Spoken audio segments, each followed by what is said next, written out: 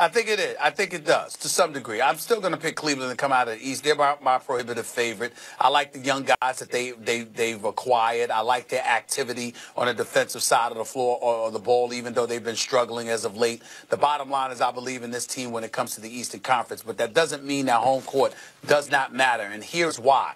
Some of the issues that the Cleveland Cavaliers have had, the dysfunctionality that raked through this franchise for the first half of the season, trying to implement new bodies now.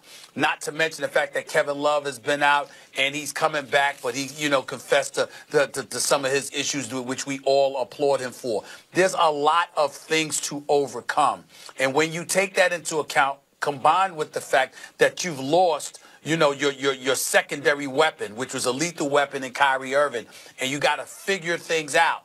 With Toronto playing the way that they've played, with Boston playing the way that they've played, having home court advantage is a significant thing. I think it elevates their chances, not to the point where they should be the favorites over Cleveland, but it does put Cleveland in a position where you can't afford to play around with those two teams because the hostility on the road, LeBron, no doubt, is prepared for it, and it's no big deal. But are the other guys ready? We don't know that about them as of yet, and that's why it makes it interesting because you just don't know what those other guys are going to be able to do because it's foreign to them. A Rodney Hood, a Larry Nance Jr., a Jordan Clarkson. It is foreign to them, and it's foreign to a lesser degree to Kevin Love because even though he's been there, he was there with Kyrie and with LeBron. Now it's without Kyrie, and it's just him and LeBron. So you got to look at it from that respect as well.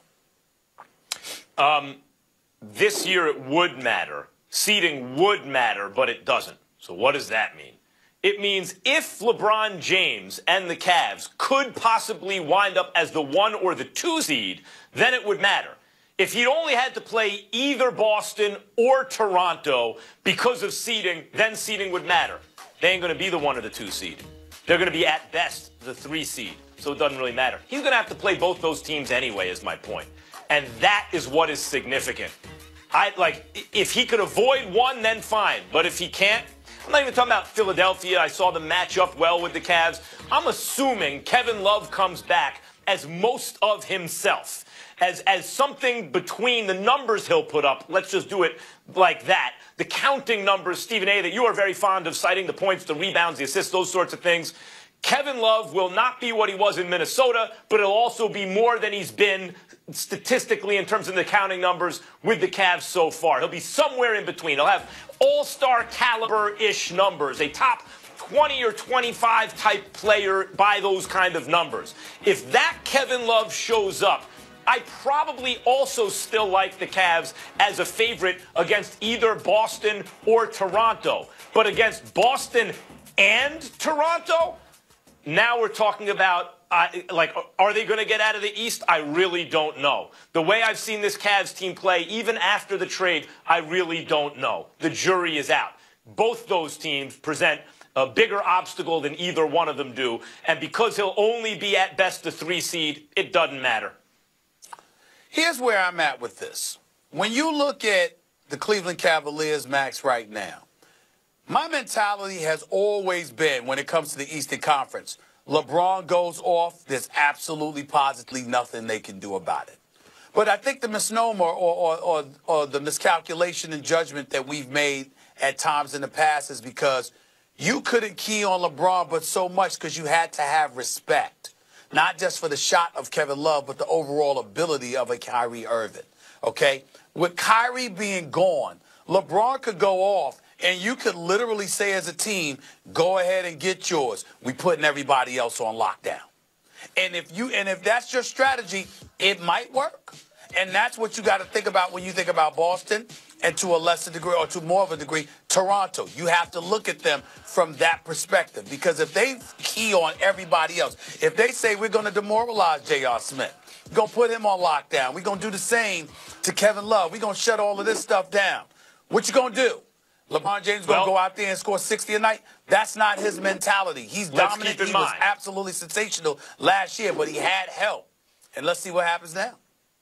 Let's keep in mind, even on the road, if you're talking about seeding in terms of home court, LeBron James in Game 7 against the 73-win team came through big time. So did Kyrie, yes, but largely, mainly, that was LeBron James carrying that team. He had help, but he was the #1 factor, and I thought he should have been the MVP even had they lost. But keep in mind, Stephen A., that they put Kyrie and Kevin Love on lockdown the year before, and by they, I mean like the Fates, because neither one were in the finals. And LeBron, with nothing but J.R. Smith or Matthew, at the time, Matthew Dellavedova. And it wasn't good enough. That was the second best player, but he won 2 games from a Warriors team that was significantly better than this Celtics or Raptors team. LeBron and a cast that did not belong in the finals did win 2 games. That's not fair.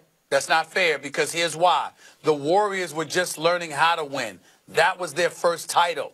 So it wasn't like they were this experienced championship juggernaut that they ultimately came to be 2 years later, the next 2 seasons. This was the first go-round. That was the Warriors' first trip to the NBA Finals. They were a completely different team than they were when they won 73 games. They were a completely different team than they were when they won last year with Kevin Durant. That first year, they were trying to figure out and learn how to win themselves. But they look like the best team in basketball, Stephen A. Yeah, Heading into the finals, they look like the best team in basketball. Well, wait a minute. But wait a minute. If you recall, everybody was waiting, because you were in L.A. at the time doing Afternoon Drive with our brother Marcellus Wiley.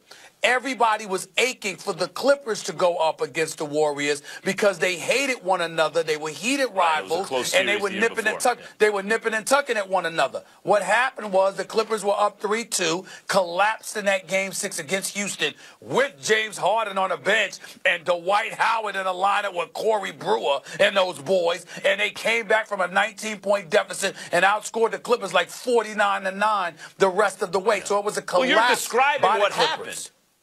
You're describing what happened. What I'm saying is by the time the Warriors didn't look. Hold on. The Warriors didn't look. You didn't look at the Warriors and go like this. Oh, they look at like the best team in the world at that time.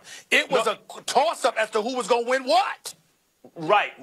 But I'm not saying they looked unbeatable, but the Warriors, all things considered, I believe they entered the finals the favorite. And the Warriors looked like the best team in basketball. As good as Toronto and the Celtics have looked at various times this season, no one's ever confused either one of them as the best team in basketball this year. It's not quite the same. And LeBron took that Warriors team, won 2 games with Dellavedova as his second best player. With Kevin Love as his second best player, he should do better against lesser teams. Kevin Love was out. Kyrie Irving came into the finals hobbled. I covered that series when they went their playoff run to the finals. It was suspect about Kyrie's health all along, to the point where even his dad was wondering whether or not he should play. And he was playing through games, particularly against Atlanta and other teams, where they were saying, why is he out here and what have you, because he was fighting that hard for, through his health issues. So the fact of the matter is that the Warriors, it wasn't that they were looked upon like this juggernaut. It was that other teams were hobbled, or other teams had their issues. It wasn't the same Warriors team. Can't go by that. Better team, that Warriors team, or either this Raptors or Celtics team? That Warriors team? Yeah, or this Raptors or Celtics team. That Warriors team. Well, no. I think it's a debate.